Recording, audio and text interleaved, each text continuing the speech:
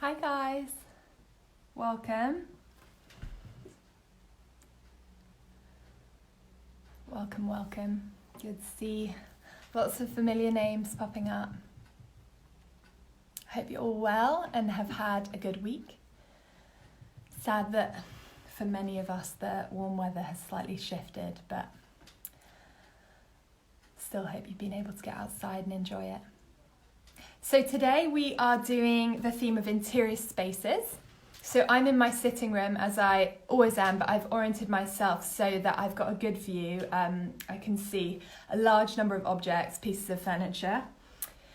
If you need to move so that you have a good view, I'd suggest doing that now. With regards to materials, all you need is paper, sharpener, pencil, rubber, and some colouring pencils.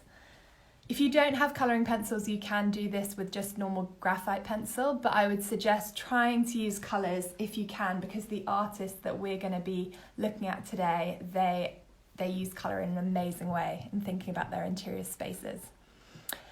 So just make sure that your colours, your pencils are sharp, and we will begin in about 1 minute with our warm-up drawings, which will be using our left hand today.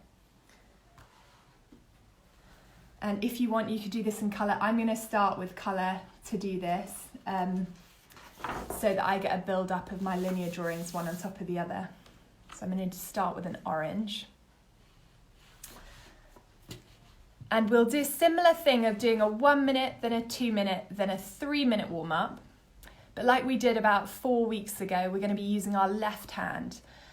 And the idea with our left hand for this one is with interior spaces, there are lots of kind of parallel lines throughout your interior space. There are vertical lines, horizontal lines, and using our left hand just really frees us up when we're approaching so much of like a linear structured space. Okay, awesome, let's begin. So you've got 1 minute to begin. We're doing blind contour drawings again, so you are not looking at your page once your pencil is down. I would suggest starting on one side of the page, fixing your eyes on one side of your room, and using the incorrect hand. So for me, that's my left hand. For you, it might be your right hand. You have 1 minute, off you go. So I've put my pencil down, I'm not looking at my page, and I'm going to try and really quickly work my way with my eyes around my room.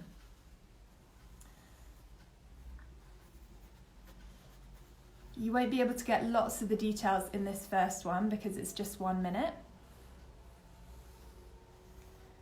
But see what you can get down. You're halfway through, so you've got 30 seconds left.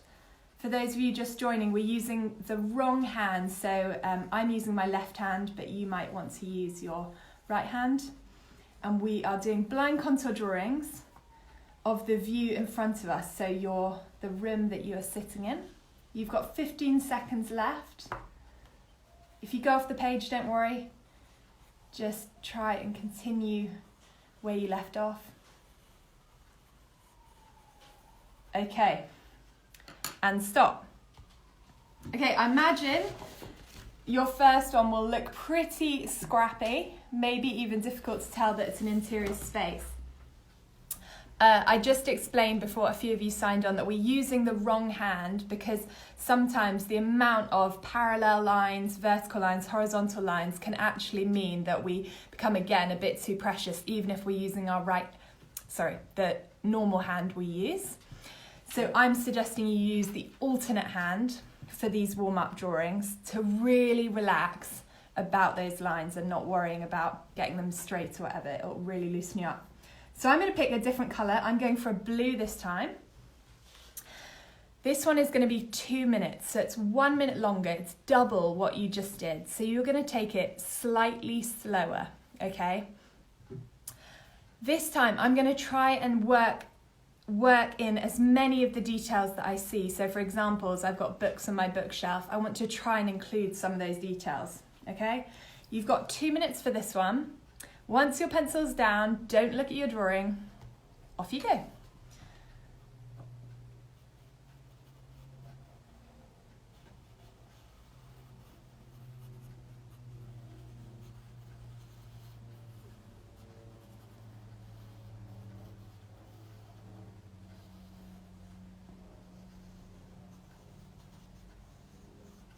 So lots of the classes that we've done, when we've done these blind contour drawings, they've been of a much smaller space.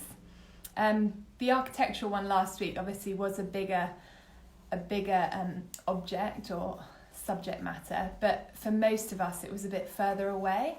So being in your interior space, actually within the subject that you're drawing, can be a little bit more challenging because it kind of wraps around you. So that's why we've done it in this order, so that if you did last week's session, hopefully it was a good warm-up for this week's session. But if you missed last week, don't worry, I will cover all the techniques that you need to use today.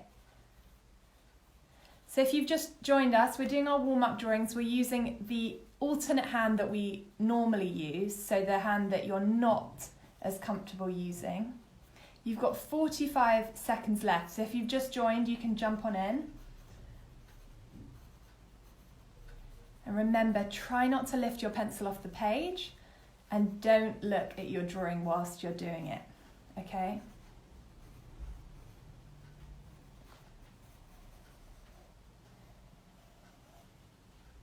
Okay, you have 20 seconds left. Keep going with that. Try and include as many of the details as you can that you're seeing.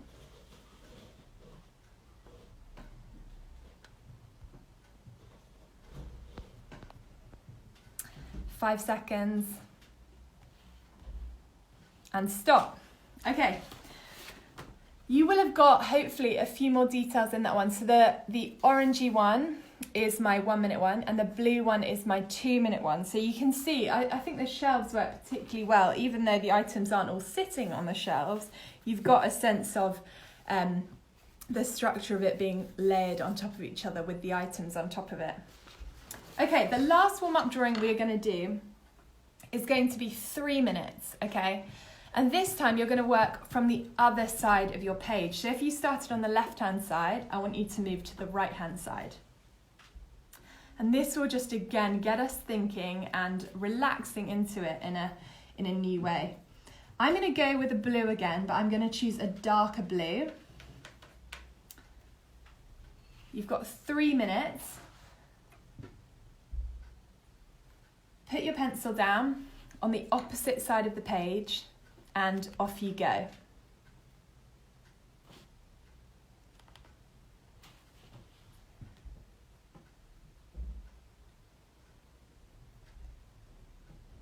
For this 3 minute one, I really want you to take it slowly, so you're not making any guesses about where things are. You're really trying to match your hand and your eye.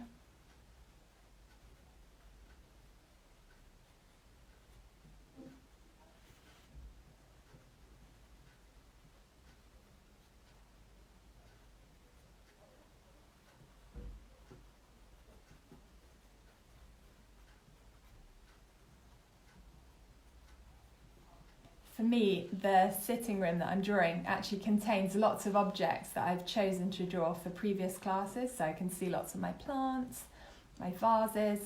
So it's quite interesting having those objects suddenly appear in this composition in a much smaller way. And you might even find, if you've drawn some objects quite a few times, you feel much more familiar with them when you get to them.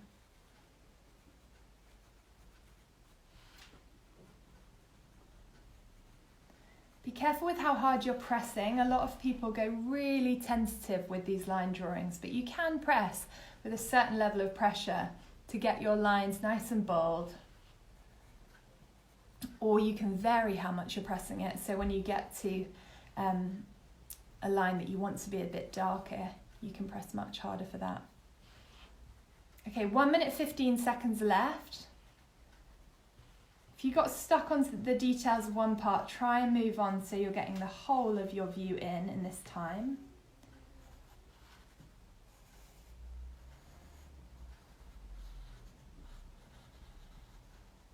One minute left.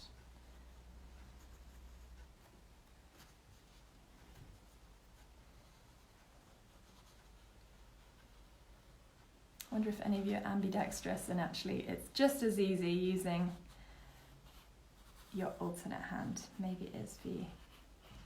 I don't do much with my left hand apart from paint my nails, so It's always challenging for me doing it this way around. Okay, 30 seconds left. Try and get those details in. I'm just pausing so I can see our next task. Okay, 20 seconds left.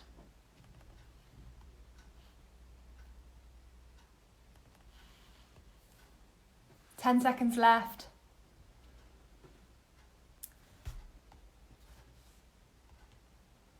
And stop. Awesome. Okay, so this is my composition so far. We'll actually be finishing our warm-ups here, but you might be able to distinguish that the darker blue was my 3-minute drawing, the lighter blue is my 2-minute drawing, and the orange was my 1-minute drawing. So from working from the other side across, you will have picked up different details to, probably you would have picked up some details that you didn't actually get round to when you worked from the other side in. So that's a really nice way of balancing your composition, because it's very easy for us to spend more time on the beginning bit and then kind of rush as we get to the other side. But if you've worked from one side and then the other side, your composition, I imagine, will end up feeling a little bit more balanced than if you'd always started from the same side. Okay. So, interior spaces is an interesting subject, because I think for a lot of people, they don't think about drawing their homes. Often, if we draw a home, we often draw it from the outside. But actually, interior spaces is a subject matter that many artists have used for inspiration. So, I'm sure you have heard of many of these artists before, but we're going to be looking at Matisse, Hockney, Van Gogh, and then Nicole Kelly, who is an Instagram artist that I've come across. And I will show you their work in time over this session, but we're going to start by looking at this David Hockney linear drawing. Okay, well, let me get it so you can really see it. Okay, so as you can see here, he hasn't done much colouring in. There's a little bit with the yellowy orange, but most of this is very linear. Okay, so even getting the sense of weight for the carpet, he's just added more lines there. Pay attention to the lines on the banisters of that kind of balcony bit, and then also on the blinds on one side of the image. He's used these short lines to indicate where those blinds are, and then in other places he's used longer lines, okay? So for a linear drawing, we're not going to be adding any shading, but do think about the length of your lines and the pressure you're using for your lines. So what I want you to do is I want you to pick 3 colours if you've got colours available to you. Otherwise, you can just use graphite pencils. I want you to try and have a dark, a middle, and a light tone. So this is my dark one. And these are actually fairly mid-tones here. So I need to pick a lighter one. And I am going to choose, I'm just going to choose a slightly lighter blue. Okay, so I've got my light, my mid, and my dark. And these colours do go quite well together, but don't worry if you're using colours that you don't feel go particularly well together. It actually will add quite an interesting element to your drawing. So we're going to start by looking for the basic structure of the room using our mid-tone. So for me, that was the red, okay? So we're going to have 2 minutes for each colour. The first 2 minutes, we'll be looking at the mid-tones, the basic structure in the room. The next 2 minutes, we're going to really focus on the lightest areas in our room. So for me, that's predominantly things that's colour are light or even white. For example, the shelves or the sofa in my room is white, the curtains are white. And then for the next 2 minutes, we're going to be focusing on the darkest part. So for me, that's actually the fireplace, the clock is a black clock. And then where the light is falling, it's much darker on one side of the room than the other. So that's how we're going to structure these 6 minutes, by breaking it down into these 2-minute chunks for each tone. So we're focusing on the mid-tone first, which was for me, my orangey red. And this one, you're going to look at the basic structure. So you can swap to your normal hand now. You are allowed to look for this 2-minute drawing. I'll set my timer for 2 minutes. Awesome. Off you go. So remember, it's just a linear drawing. It doesn't have to be continuous line. So you can lift your pencil off the page any point that you want to. But if you really enjoyed doing it with a continuous line, you can also keep your pencil on the page. Totally your choice.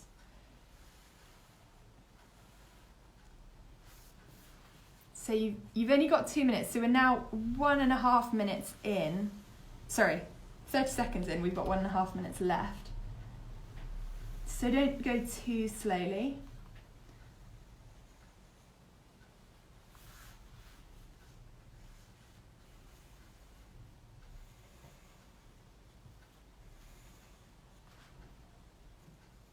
Okay, 1 minute in now, you've got 1 minute left.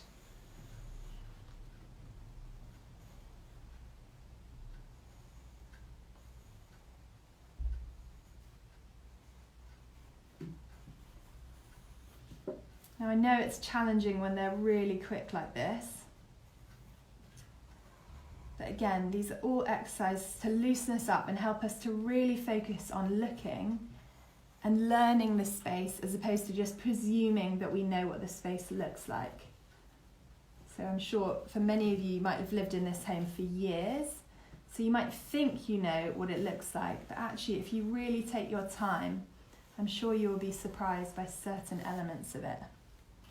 Okay, 20 seconds left.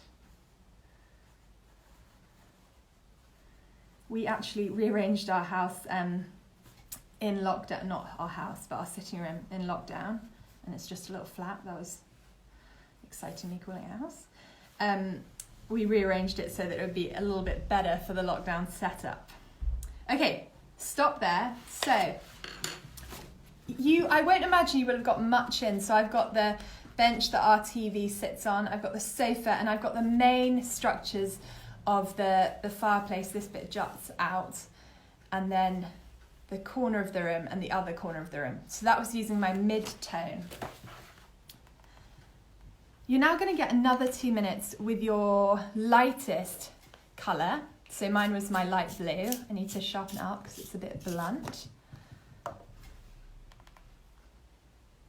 So you are going to use your lightest colour to find the lightest spaces in your room. So for me, I'm going to look at my white shelves. I'm going to look at the table, the coffee table. Okay, so using your lightest colour, 2 minutes, off you go.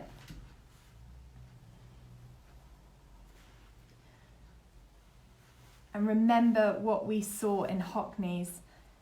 It might be that you're not just drawing outlines, but you're actually using short, sharp lines to indicate the inside of spaces, to indicate shadows. You can use lines to do that even if you're not adding shading.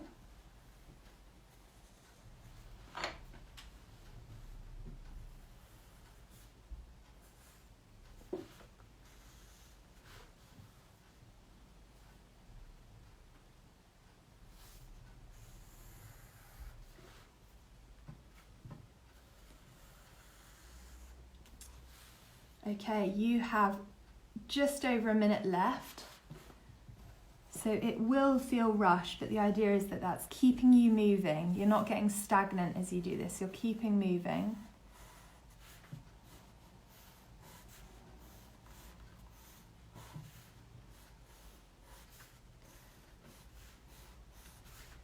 Okay, 45 seconds left.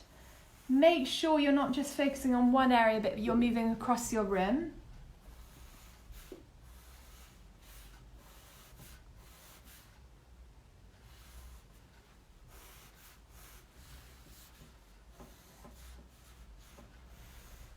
Okay, 20 seconds left.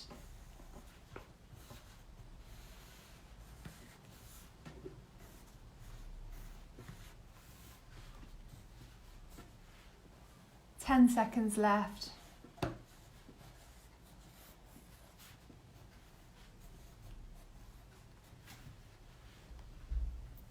And stop.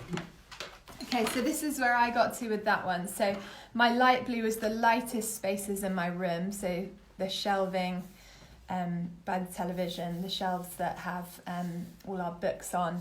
I used it for the coffee table and the plant on the coffee table. And now we're going to be focusing on the darkest parts of the room. So let me just show you the Hockney one again so you can actually see. He's used many more colours than us, so ours won't look, whoops, ours won't look exactly like this. But I want you to think about not trying to fill your whole space in this time, but it might be that you add a lot of detailed lines to your floor to really indicate that that is your floor. He's got a lot of white space on one side of his, so don't worry if yours has some white space. But think about, with this final colour, your darkest colour, where you want to emphasise in your drawing. So I'm just taking a moment to look at my space. The fireplace is the darkest part that I see, so I think I really want to draw attention to that. And then also the legs of the coffee table are very dark. Okay, so your 2 minutes starts now. This is your darkest colour.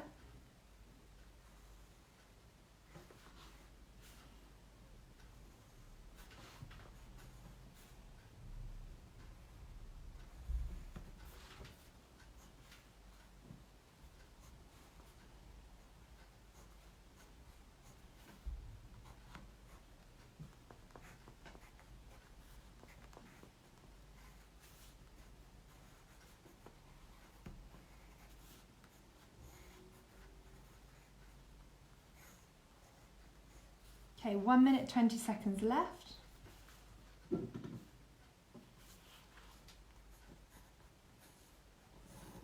Remember again how hard you're pressing with your pencil.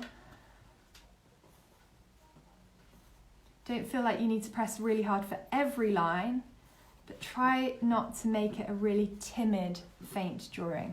It's good for it to look bold like the Hockney.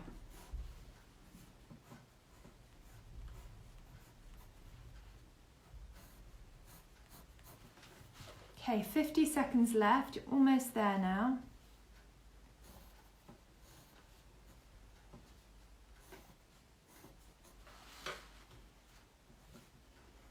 And it might be like me, I drew the guitar case earlier on. I put it in the wrong place. So now with my darker colour, I'm just deciding to change that and move it slightly, which is totally fine. You can make decisions like that. It's your drawing. Don't feel like you have to keep with a line just because you drew it earlier on. And I'm leaving mine, I'm not rubbing it out, I'm just leaving that lighter colour there.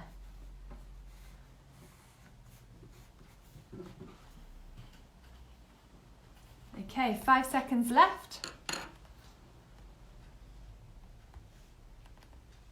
And stop. Awesome, I'll show you where I got with that one. So you can see that the darker colours really started to add a sense of depth to my room. So it feels to me like, because I've chosen objects further back to emphasise with the dark, it pushes back, okay? That can have the same effect if you draw things in the foreground in a darker colour. That can also work to add depth. But often if you put your dark tones in the back and the front, it can lose a sense of depth. So that's something to bear in mind with these drawings. Okay, well done. So that was very quick, but we're going to move on to a longer exercise now.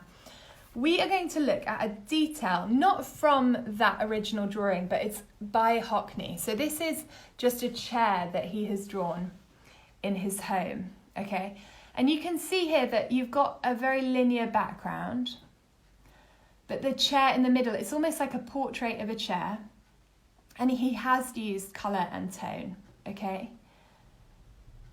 So we're going to take 12 minutes for this drawing, and the idea is that you're choosing one item in your interior space, but you're going to put it in context. So for example, I will just flip this so hopefully you can see. So this is the space that I was drawing. It might be that I decide to draw the plant here, but I'm also including the space that it exists within, okay?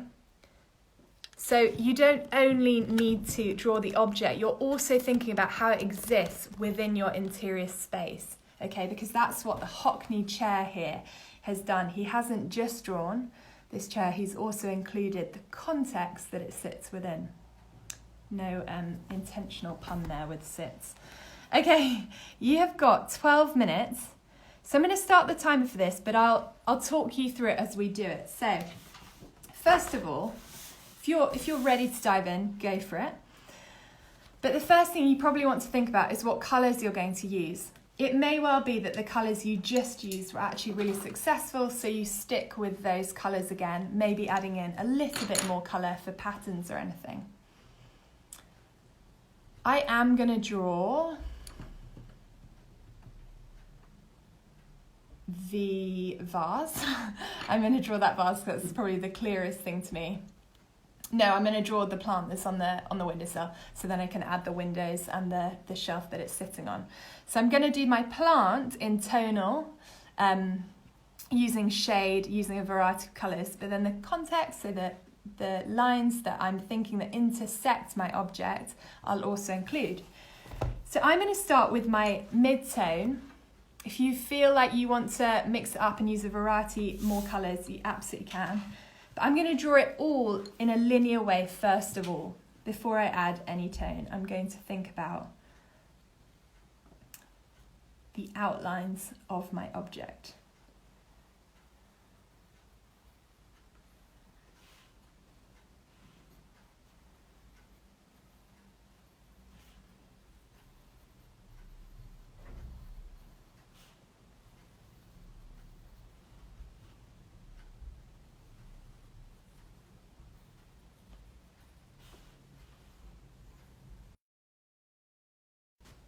Sorry, I just got a phone call then.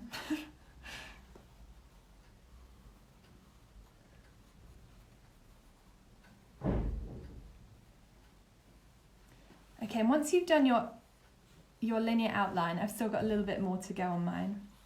You can then start thinking about where the shadows fall on your object, where the lightest parts are, and you then might want to swap the colour that you're using.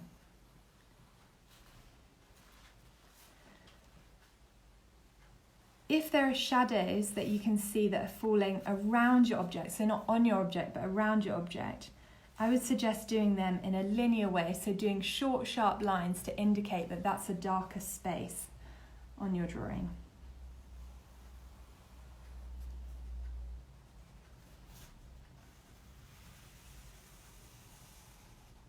Okay, so here, for example, this is where I've got to so far. So I've got my plant on the windowsill, and I've really thought about the direction of the line, and I've used my pencil.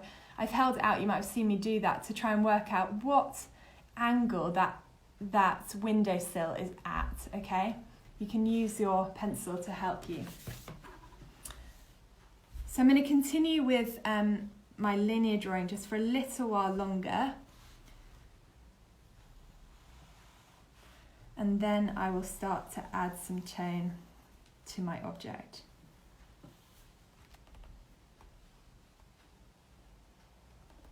You have 8.5 minutes left, so you've still got a good amount of time.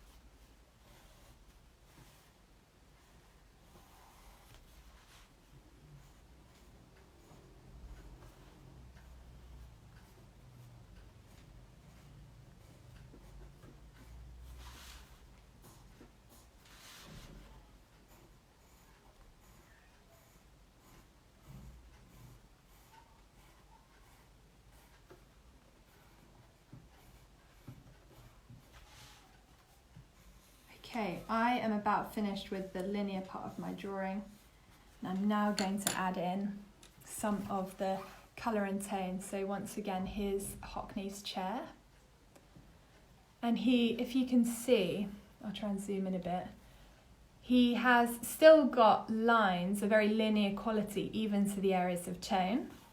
So you can think about that too. So for example, my woven basket, it'll be very easy for me to think about adding in lines there to indicate where those weaves are. And I really love Hockney's quite kind of sketchy, scrappy quality. So I want to try and include that on my drawing. Making sure your pencils are sharp.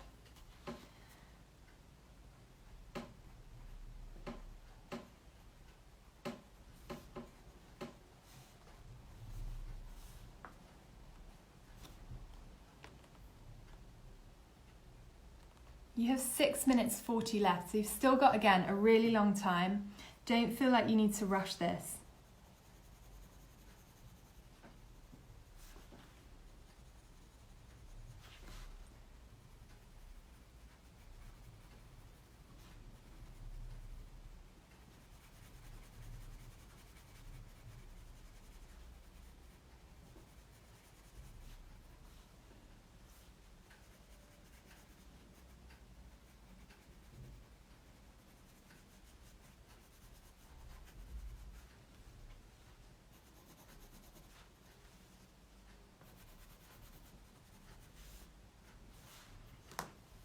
I'm even going to start adding in actually some of the more realistic colours that I see, so adding some green for my leaves. But you can keep it quite abstract by just choosing random colours that indicate your mid-tone, your lightest tone and your darkest tone.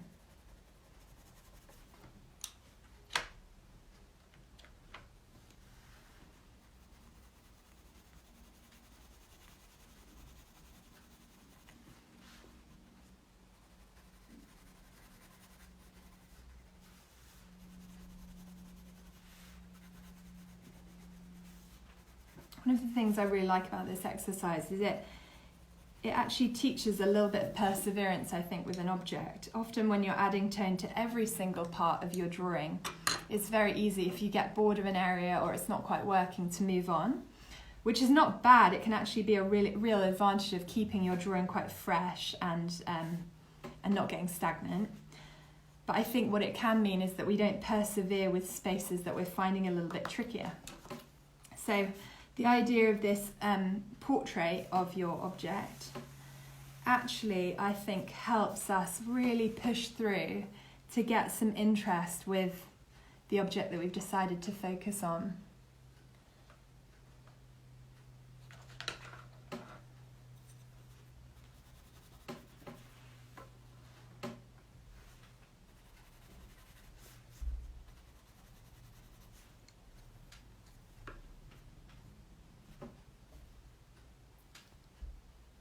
Four minutes left.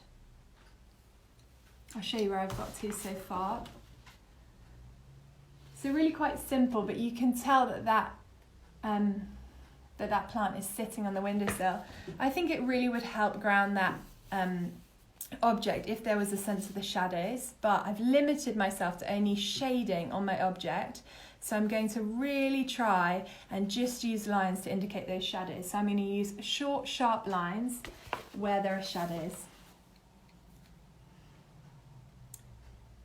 And I am going to do that in my red still.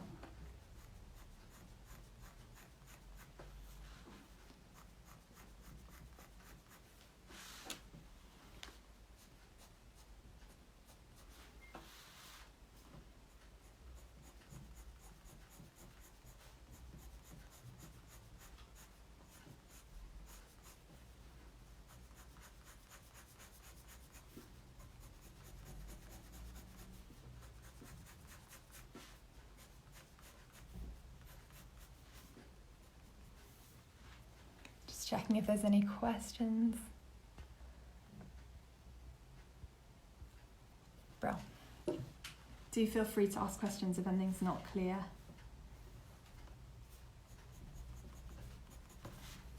So I've just done it for a short space in my drawing, but you can tell that it actually really gives a sense of that being a 3D area and not just a flat drawing.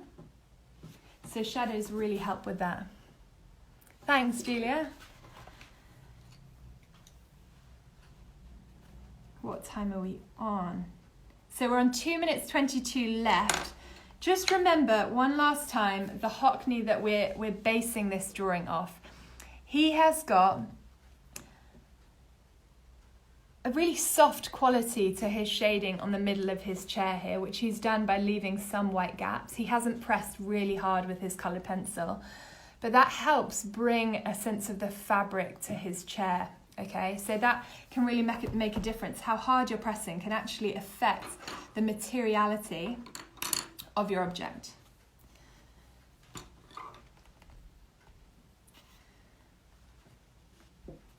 Very close to the end now.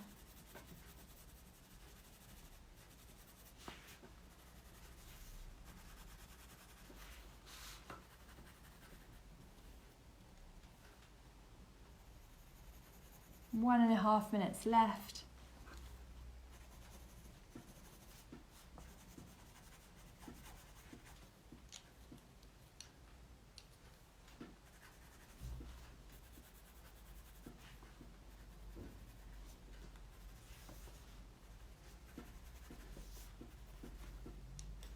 Last minute. So just think about adding in those final details that are really going to make it feel like a finished piece. And that doesn't mean that you've added lines or shadows everywhere. It just means that you've thought about where you want to emphasize in your composition. And it's got a sense of intentionality about it. So if somebody was to look at your drawing later on today, they would know, oh, I can see that you were really trying to draw attention to this part of the rim.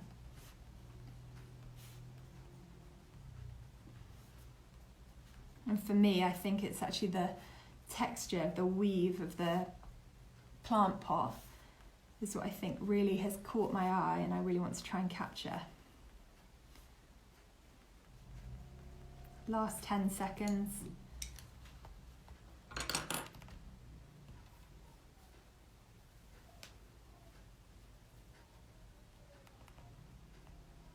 And stop. Brilliant. Okay, so this is what I ended up with. So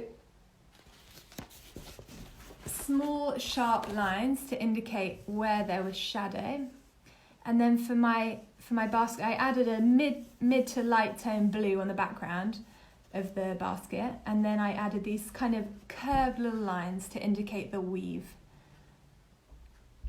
And then I've used a few different greens, but I haven't gone into massive detail, just tried to add a variety of greens to give an indication that it's 3D, that some of those leaves are coming out at my direction, some are going away, some the light's catching, some are more in shadow. So that helps with that. Okay, now it's time to look at our other artists who are all really exciting inspirations. So this is Matisse's Red Rim. This is a very famous painting. I'm sure many of you have seen it. Maybe that would be easier, yeah. Okay, so we're going to look at 3 artists now and just think about some of the similarities and the differences between them. So I'll show you them first and then we'll flip back. So that's Matisse's Red Rim.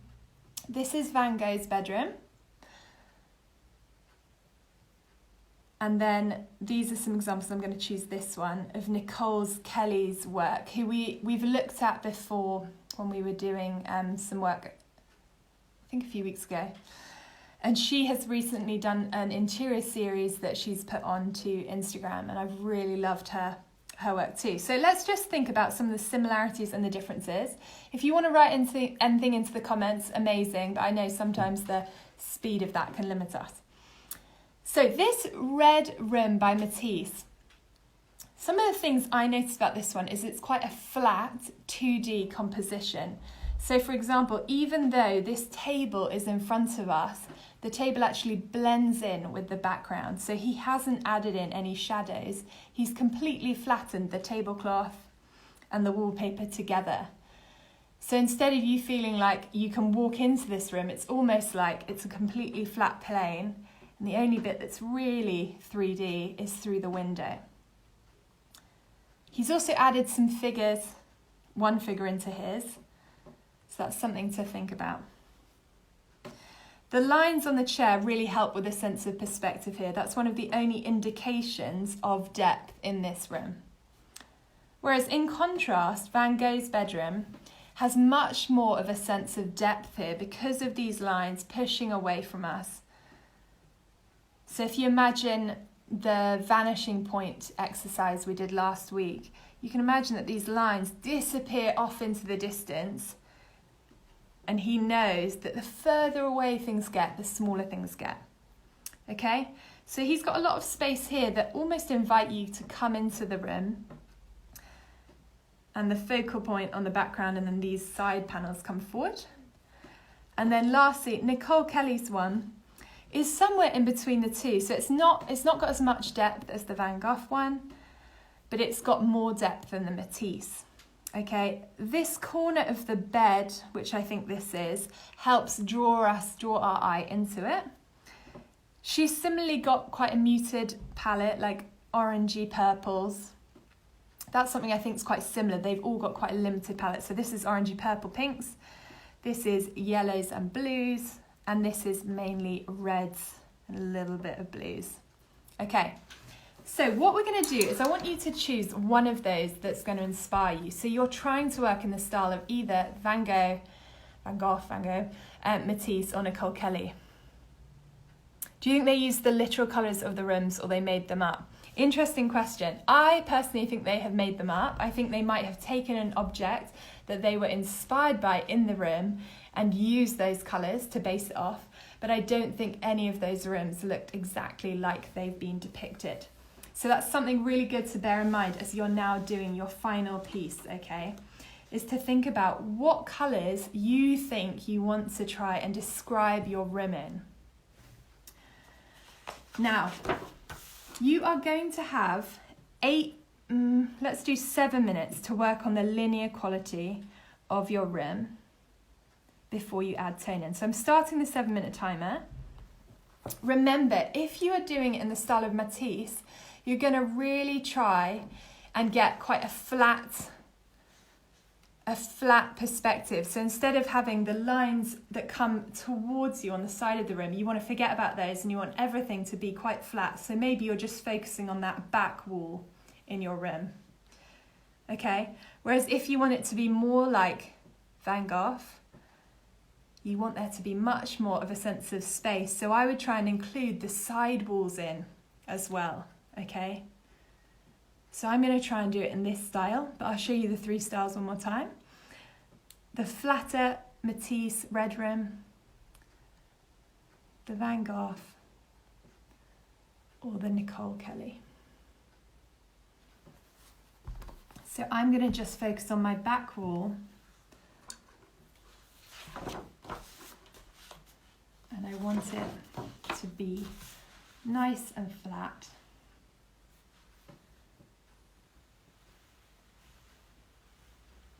That may mean, if you're doing the Matisse one and you're trying to flatten everything, maybe that you actually have to use a little bit of creative license to make it look like it's on your back wall.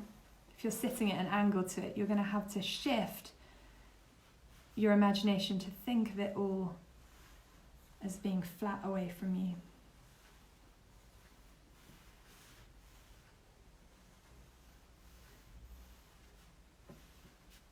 So if you're happy to jump into shading and tone, you can absolutely do that.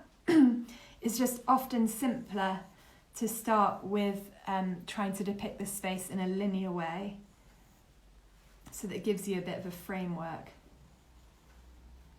that you can work with.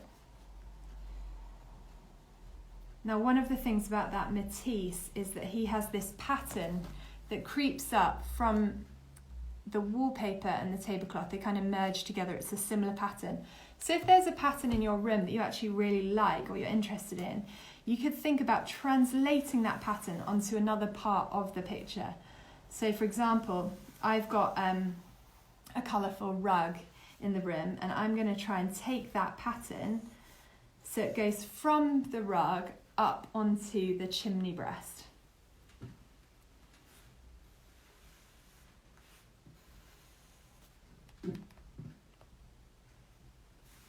Okay, you have 4 minutes left of your linear drawing.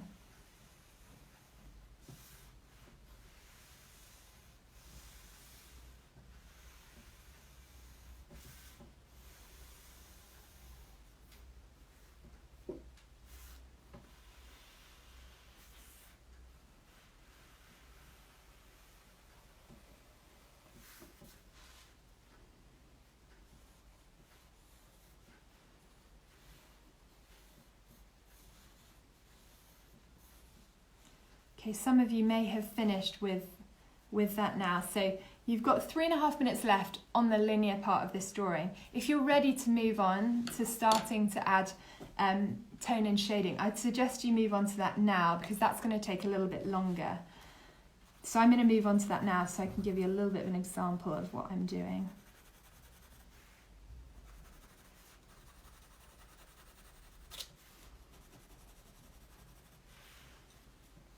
And the Matisse one that I'm letting inspire me, it was completely kind of dense with colour. So I want to try and achieve that with mine as well.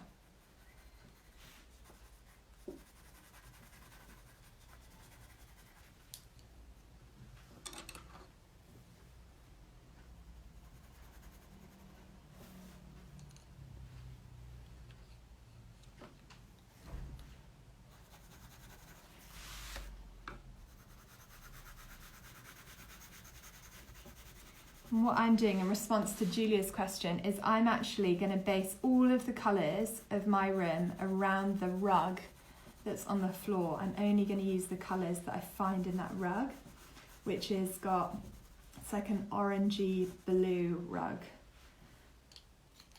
So that will really dictate the colour palette that I'm using for my room. Okay, if you're still working on the linear part of your drawing, you've got 2 minutes left. And then everyone is going to move on to adding some colour together.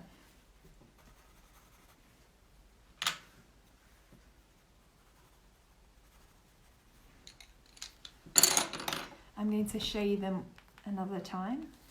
Always good to keep referring back to the artist that you're letting inspire your work. So this is the Matisse. That's the Van Gogh.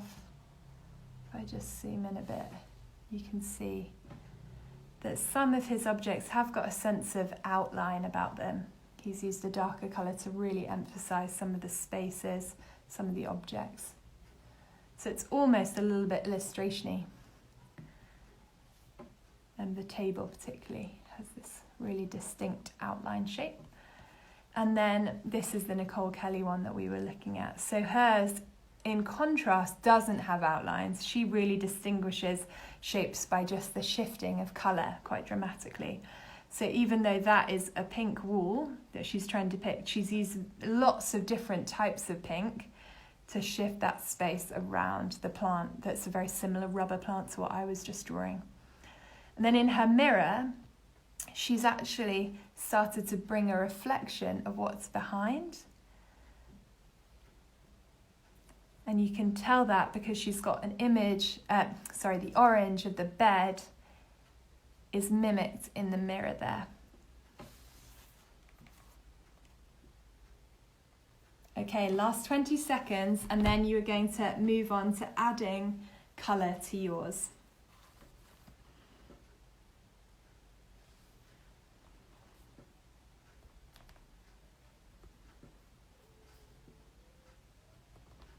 Okay, stop. Now you're going to move on. Wherever you got to with your linear drawing, you're now going to make sure that you've moved on to your colour and tone. So again, if you're doing the Matisse, I think about weaving a pattern from one part of your drawing into another part of your drawing, because that's how his works. If you're working with the Van Gogh one, you might want to limit your colour palette to 2. He used predominantly yellows and blues, but it was almost like he had really restricted himself with those yellows and those blues. You've got a bit of brown, but really noticeably this strong contrast between yellow and blue.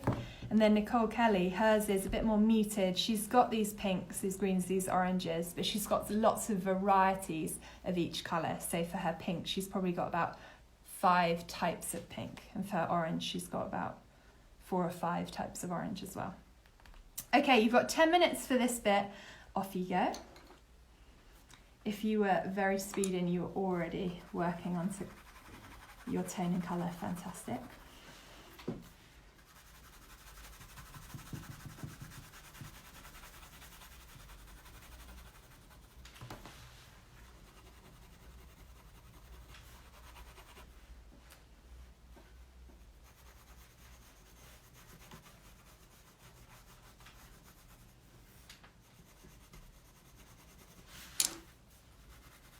If you want me to hold up any of those drawings again, do just say, I'm happy to.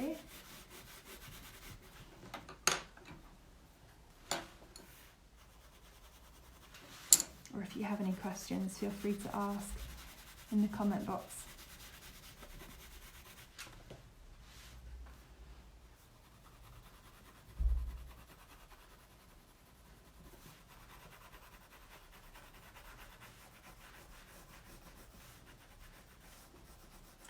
So I would think about your first exercise that we did when we picked those 3 colours. We picked our mid-tone, our light tone and our dark tone, and that will help you, even if you're doing the Matisse that's a lot flatter, just trying to add a darker colour to darker spaces.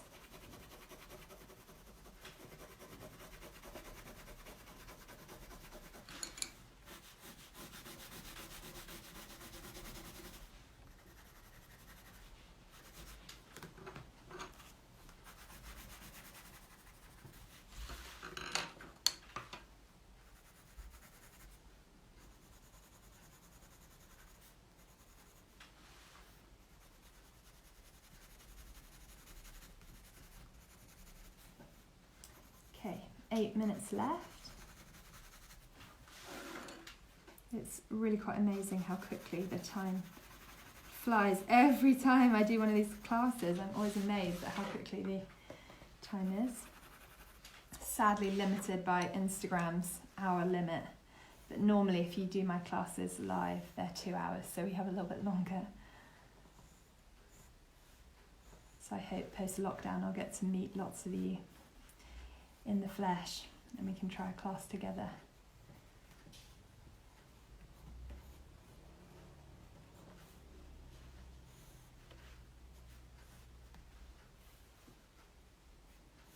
Okay, 7 minutes left.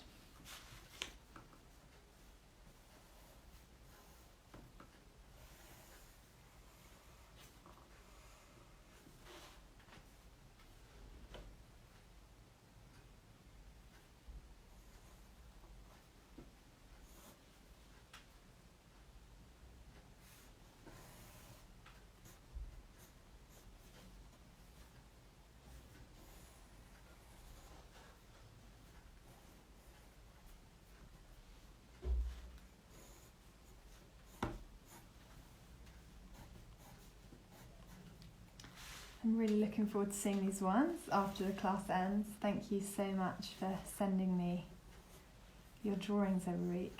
I love seeing them. And I think everyone else really loves seeing them too on Instagram, because I often get messages about the work that has been made.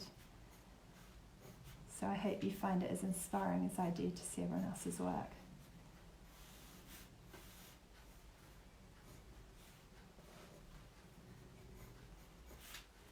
Okay, 6 minutes left, so you've still got a good amount of time to be working in that style. I'll show you what I've got so far. So I've kept it quite simple, tried to flatten out. I think in some parts I added a diagonal line here, and I think I'm going to have to take that out for it to really feel like the Matisse. So I'm going to take out that diagonal line because otherwise it starts to bring in too much perspective. And I'm going to, this is inspired by the rug on the floor, so I'm going to use that, and I'm also going to put it in the rug on the floor so it kind of is woven through. And I'm being really quick about this drawing. I'm not taking that much time over it, predominantly because of the time limit that we have, but also because if you try and work quickly to limit yourself to a short amount of time, often I think you can be surprised by some of the decisions you make. They're a little bit more instinctual.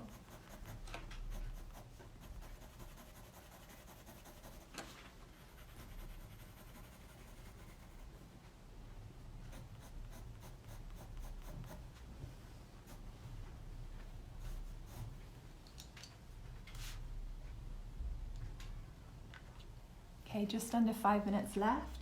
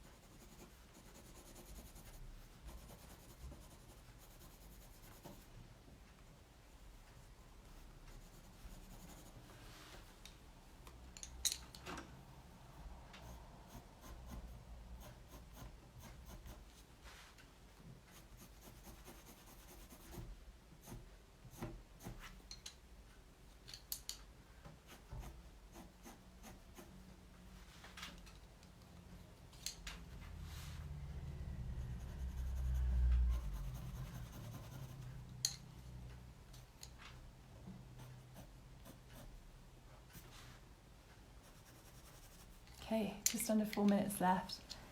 So coming to the end now.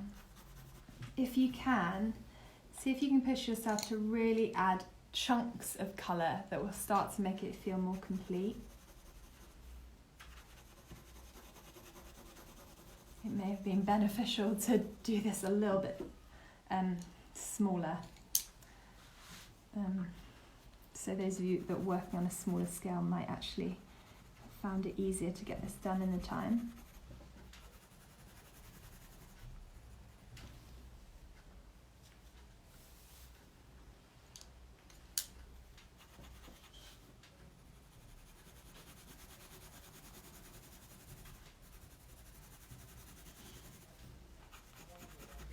Okay, last 3 minutes now.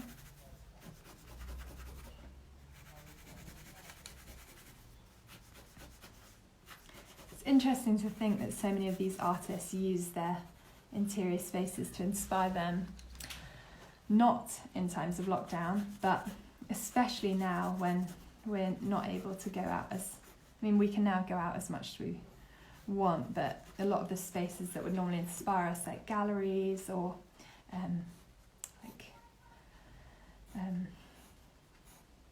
different properties, those kind of spaces aren't necessarily available to us right now. So a lot of artists are using things like their interior spaces, their homes, their gardens in a whole new way, and it might actually open up to you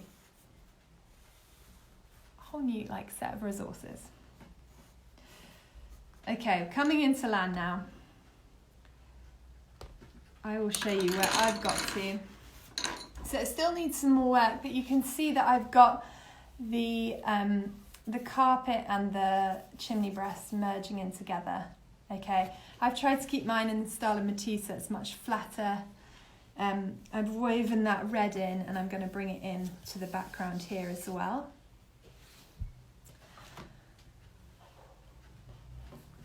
Okay, that's the end of our time together today. Thank you so much for joining in. If you enjoyed the class and you're happy giving, I will put my financial details onto my story. So that'd be amazing if you considered giving. But remember, the class is always available free to anyone.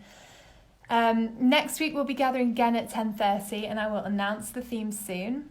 I would love to see your work. If you're happy sending it to me, please do.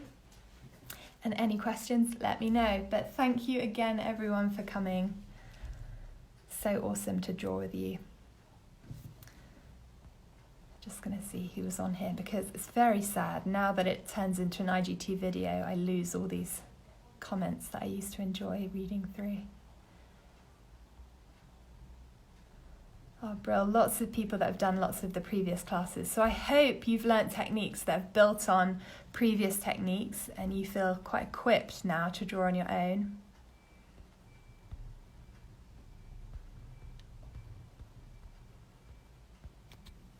Thanks, Julia. Thank you so much.